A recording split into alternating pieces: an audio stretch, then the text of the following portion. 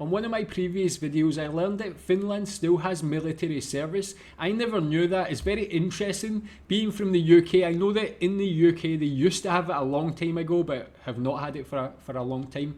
But I guess for Finland, it's probably one of the reasons Finland has such a strong military. And I'm really interested to know if you're from Finland. Tell me if you've went through that process. Tell me what it's like. I'm going to watch a video to learn more about it. This one's called Military Service in Finland. Yeah, let's watch this and I can learn a little bit more about it. We have discussed the defensive capabilities of Finland on this channel lately. Go figure. But this is by no means the only medium that has done so. And many have pointed out that Finland has an impressive military. Different sources have given different estimates of the size of the Finnish military, the largest ones being over 900,000. Wow. And that is quite a lot when you consider that the population of Finland is only 5.5 million. Yeah, that's absolutely huge. Tell me what the correct figure is for that. And I guess that there must be a good chance that someone watching this video is in the military. Tell me what life is like in the Finnish military. How is this possible? Because there is a thing called varusmiespalvelu. Unlike in most of the countries in the world, Finland has a mandatory military service. For example, in the USA, this is not the case, as the liberation operations are carried out by professional soldiers.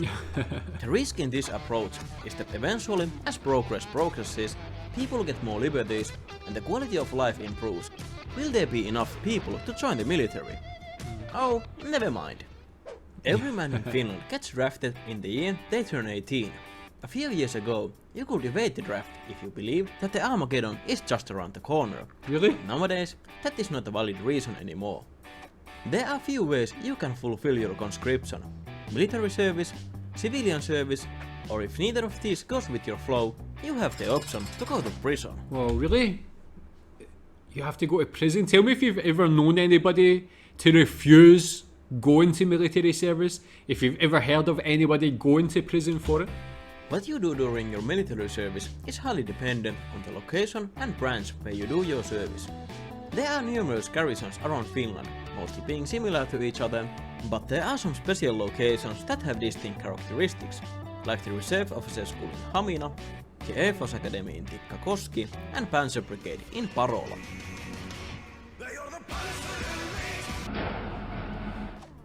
Speaking of the Air Force, before you go and purchase aviator classes, you should notice that basic conscripts are lucky to even touch a fighter jet.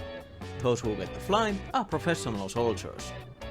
The branch which you will choose will also affect your service time. More importantly, your rank will also affect the time you have to spend in the uniform. So we've got different service times, 165 days up to 347. Yeah, I guess if you're watching this, you've probably been through this. Tell me if what you went through, is it very much tougher to go for the 347? You should keep in mind that a conscript is always a conscript, i.e. beneath a professional soldier. But here is a quick overview of the ranks you can obtain while serving as a conscript. You start as a recruit, and after you have done with your basic training and made your vows, you will be promoted to a private. If you do well in your training, you might get a rank of a private first class. Now we move up to the officers. If you want to have subordinates, your service time will be the maximum. The lower ranking officers are corporals, and just like with the private first class, you might get promoted to a sergeant if you do your job well. The highest rank you can get as a conscript is an officer candidate, and when you move to reserve, you will get promoted to a second lieutenant. So what do corporals and officer candidates do?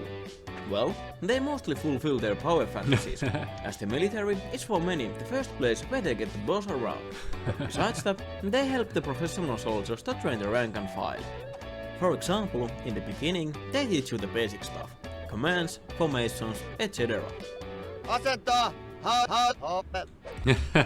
Tell me, like, obviously doing something like military service, you gain all of these skills, whether it is management, discipline, different things, so a lot of things that you can actually take into the workforce and when you work. Tell me if that's actually how it works out. Tell me the skills gained in this, do you actually hold on to them for the rest of your life? Does it really help you when you go to work in your career, or is it just not beneficial?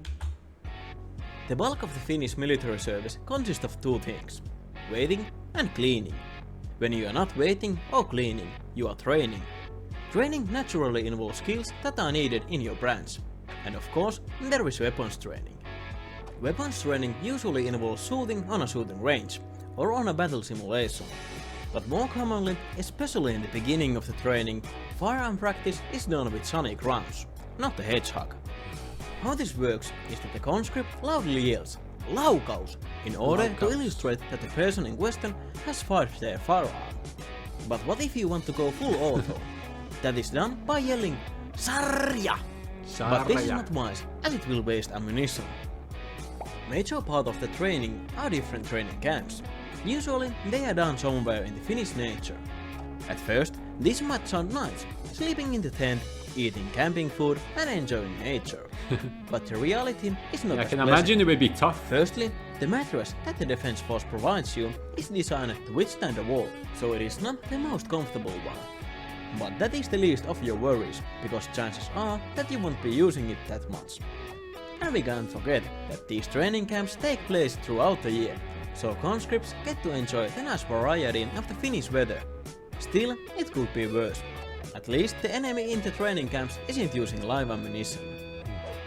After you have completed your military service, you will be given a wartime assignment and then you are moved to reserve. And this is the reason why Finland has such a large military. To refresh your skills, there are some recap trainings along the years, some of which are mandatory. Yeah, tell me, obviously, there's potential tension with Russia. Tell me if you're part of the reserve, if you went through the service, are you ever worried that some war could break out and you could be called up and have to go into battle, into war? Is that a realistic worry that people have? Military service has a very distinct culture in Finland.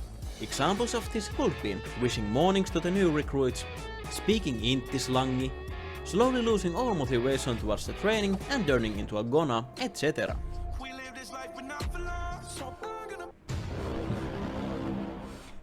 And we cannot forget the shenanigans and general ass-hattery of which conscripts are known for. Military service is a big part in the lives of young male Finns, and sometimes it feels that they don't talk about anything else. Because memories grow sweeter with time, many will tell these intti-juttuja long after they have completed military service, making them sort of like war stories. So come on, we're telling war stories. Well, I don't really have any, because I didn't do anything. You wanna know why? VMTL. Yeah, that was very interesting to learn about, Finnish military service, conscription. As I mentioned, tell me if you've been through that, what it's actually like, what are your memories from it? Has it given you skills that you still use in your life? Very interesting. I'm going to be learning more about the Finnish military, so recommend some other videos and I'll check them out soon. Thanks.